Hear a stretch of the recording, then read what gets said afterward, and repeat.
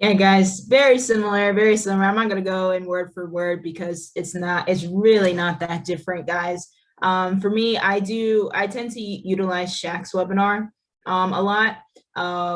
Why do I do that? If I feel that I think the person really, really needs to hear cash flow quadrant, like Josh was saying, that's anybody that I do not know myself. Okay, so like if I prospect somebody out and about, if I talk to somebody on Career Builder, if I meet somebody on LinkedIn, right? A lot of times, and now I'm testing it out if I'm gonna use it for all of the warm market recruits from people's lists. Usually I use the animated video that Josh was talking about for that, but I really do think people need to hear cash flow quadrant. So I have been using Shaq's webinar a lot more because the animated video doesn't have that in that. But even if you use the animated video, you can talk about the cash flow quadrant if you learn how to do it yourself. So those are the two options that I use for my recruiting appointments. And then I do the follow-up on Zoom. At the beginning, I'm just going to thank them for your time. Hey, thank you so much for getting on. Hopefully you learned a lot of good information from Shaquille or from the webinar. What I'm going to do is just find out a little bit about you. Then I'll tell you about me and then answer any questions you may have and then go from there. Okay, so I'll ask them a couple questions, building rapport. Okay, hey, I like to know things about you as a person. I'm a big family person. So do you have any family? Where are you from? Do you have any kids? What are you doing now for work? How long you've been doing that? And then what are some things that you liked from the webinar, from what Shaquille talked about or from what you saw in the animated video? They'll tell me all that information. I'll say, okay, great. I want to find out some really good things about them, right? If they're competitive, have they played sports? Do they like their job? Because I need to find out what things I can attack if need be to help them move forward, right? So those are some things that I may ask about. I'll tell my personal story. I keep it very, very brief. And then I'll ask them which path makes the most sense. So if they watch the animated video, if you guys have been utilizing this, they will need to pick from 3 paths. Either number 1 is becoming a client, 2 is part-time, 3 is part-time but would love to have their own business and be full-time. So that's in the animated video. So I just ask those same 3 questions again. And then they'll tell me which one. Okay, great. Which questions do you have for me? Same thing. Like Josh said, they'll ask, literally, I only get where do my clients come from and how does the pay work? I really don't think I've gotten anything else outside of that. Those are the 2 major ones. Then from there, so that's where it's a little different between me and Josh. He asks his questions after the licensing requirements. I ask them before. Then once I answer all their questions, I'll go into, hey, we got to submit your background check, take care of that. I tell them about orientation and fast start meeting, and then I tell them about Saturday training. So make sure, number 1, they don't have any concerns passing a background check. So my major 3 questions that I'll ask after I overview that is, hey, obviously you're doing this for work right now. You wouldn't have any issue passing a background check, right? Nope, not at all. Okay, great. And as far as the licensing fees, the $74, would that be a concern at all for you? Or is that something you can take care of? Oh yeah, definitely I can take care of that. Okay, great. Last thing, I definitely have to make sure that you can show up. So is there anything that would prevent you from being at Saturday training from 9:30 to 11 or 11:30? Nope. Okay, great. Get the commitments. And then from there, that's when I'm going to tell them about taking their application. So the first step I'd like to do is see if we can get step 1 completed, submit your application to our vice president, get you started. I'm gonna pull up my screen, share everything with you, and we'll walk through that process together. Sound good? Perfect. Awesome. So then I'll put up my screen, share with them, go through. Right away, I am going to register them for class and pre-licensing, and then I'll schedule them for orientation and their fast start meeting, and also make sure that they download the Primerica app and Telegram right away.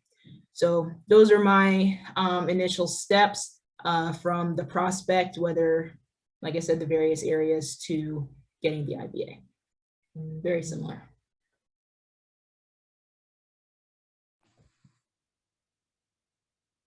Okay, so step 3 in the chain of recruiting, okay?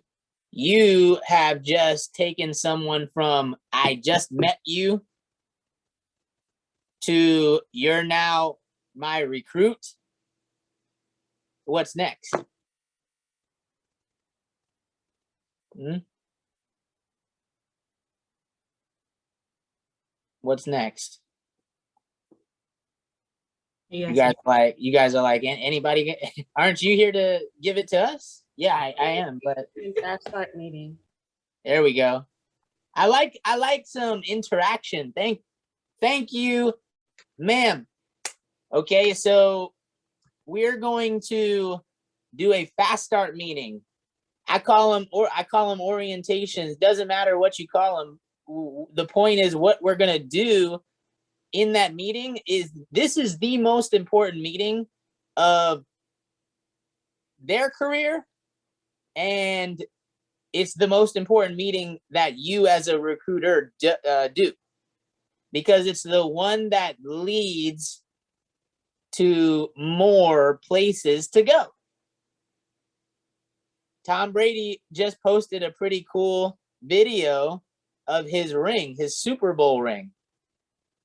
And he said, what's my favorite ring, guys? And he said the next one. That's my favorite ring. So what's my favorite meeting, guys? The next meeting. The next one. There you go. Exactly. Right? Because so the orientation, it like people don't quit in Primerica because they're making tons and tons of money. And they got tons and tons of places to go. They quit because they're making no money because they got no places to go. But in reality, they do have a bunch of places to go. They just don't know how to get there. This is how you get there. Right here, this is how you get there. Okay? You found the person. You met with the person on Zoom and recruited them. Now it's time to do the orientation, and we're not going to go through how to do an orientation, but these are what you do in the orientation, like your focal points. Biggest one is set 3 to 5 training appointments. Now, the orientation is where you find out whether they got any credibility or not. And if you find out that they have no credibility, that might not be the person you want to spend a bunch of time with. That doesn't mean you shoo them away. That just means you set them up with, with studying. Let's get you licensed. We'll see you Saturday. How's the family doing? But if they have credibility with a lot of people, you get into setting 3 to 5 appointments right away. You get a list, you focus on sending out 10 or more 3-way text messages. This is where the tap rooting comes from. And I'm looking for people who take me to go see more people, who take me to go see more people, who take me to go see more people. It's in those 3-way text messages. And we're going to register you for class or for, studying for pre-licensing. And we're going to set a goal a date for a goal to pass your test. Hey, I just had somebody do it in 4 days. I did it myself in 10 days. I fully expect you to be licensed in no less than 2 weeks. And that's it. That is what you do. That's what leads to the next chain of events. What about Shondell?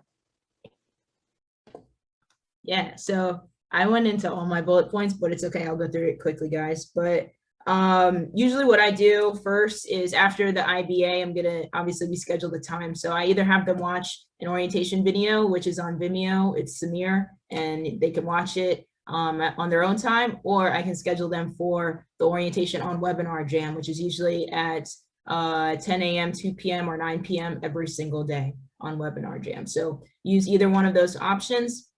When I meet back with them on Zoom, I'm going to go over their schedule and availability. That's really important for me because I'm usually the one setting the appointments for them. So if I know when they have to work, when they have church, when they have practice with their kids, things like that, where they're not available, then now I know, okay, well, if I set this appointment up, you should be available because you didn't have anything else going on, right? So with that, I go over that. I tell them the training times, emphasize that they need to be there on Saturdays again, and then break down their income goals, show them how to go full-time, their ratios, double-digit recruiting, what all of that means. Because if you want, if you want to build a big organization, you need to teach the person very important steps as far as how to quit their job, if that's what the person wants to do. If someone's like, I love my job, I'm just doing this for part-time income, great. Do not waste the time going through all of this. But if someone says, I hate my job, like I said, Jeff hates his job, he hates the people, the environment, he's trying to do something big and different, great. You got to teach them how they can do that. How many appointments do they need to set per week, per month to make a certain amount of money to pay their bills every single month? What are those ratios? Then what's the quickest way to get on appointments? Find a new recruit and double-digit recruit through those people. 3 who get 3, who get 3, who get 3, right? So if you, for your fast start field training bonus, you got to make $1,000 and get the iPad, which is the play that Shaq called, right? Every new recruit, they need to log into their Primerica app to get the $50. They need to complete their pre-licensing in no more than 30 days, right? But as soon as 2 weeks and pass their exam. 3, they got to do 3 by 3,000 minimum. If they're doing 3 by 3,000 minimum, they're bringing in 3 recruits. If you get 3 recruits for each of those 3 recruits, that's 9 new recruits outside of their 3. So that's anywhere from 9 to 12 recruits already, and they're double-digit recruiting in their first month. If each person sets 1 appointment, they got many appointments that we can go on, right? Working with them. And then if they do a Vivint sale, they'll make $250 and get an iPad as well. So that's all I got to focus on, and introduce people to me. Great. How are you going to introduce people to me? 3-way text message. 3-way text message. Every time I do an orientation, I get excited because if they have credibility, I know I'm getting 20 numbers. Definitely 20 numbers. That's my goal. 10 people that can set up qualified appointments, which means they're macho, married, kids, or single parents. Great. Send out those 10 messages right now with me on the meeting, not after the meeting, not tomorrow, not later, right now. I have my phone, I'm watching. Okay, cool. I got John. I got Mary. I got Tom. Perfect. Clients.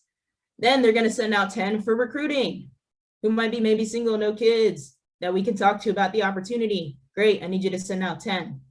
At the end of my fast start, now I have 20 people that I can contact. I know when I could set up the appointments for them because I have their schedule, and I can set up the recruiting appointments anytime. Preferably, I would want them to watch me and do those appointments. But if they have to work during the day, now I can work while they're at work for them. All right, so that's huge.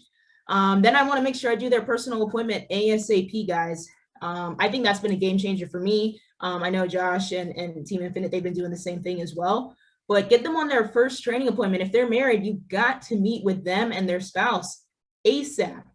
Because if they become an advocate, they're going to believe in what we do. If they don't do that appointment first, then they may meet with somebody else, or they might be nervous about meeting with somebody else because they're like, what is Shondell going to talk about? What is Josh going to talk about? Are they going to like pressure my family and my friends? Are they only going to talk about life insurance? Like what's going to happen in this appointment? Before they do that, they have no idea. If you recruit them across the kitchen table, then that's great. They've already seen that process. So then it's a lot easier to move forward. But if they haven't seen it yet, they got to see it ASAP. If you can do it that same day as the fast start meeting, great. If not, you got to try to do it at least the next day because you don't want to hold up all of your other appointments. So I try to do that ASAP and then set the date and goal to pass the exam, just like Josh said. So that's my orientation fast start meeting.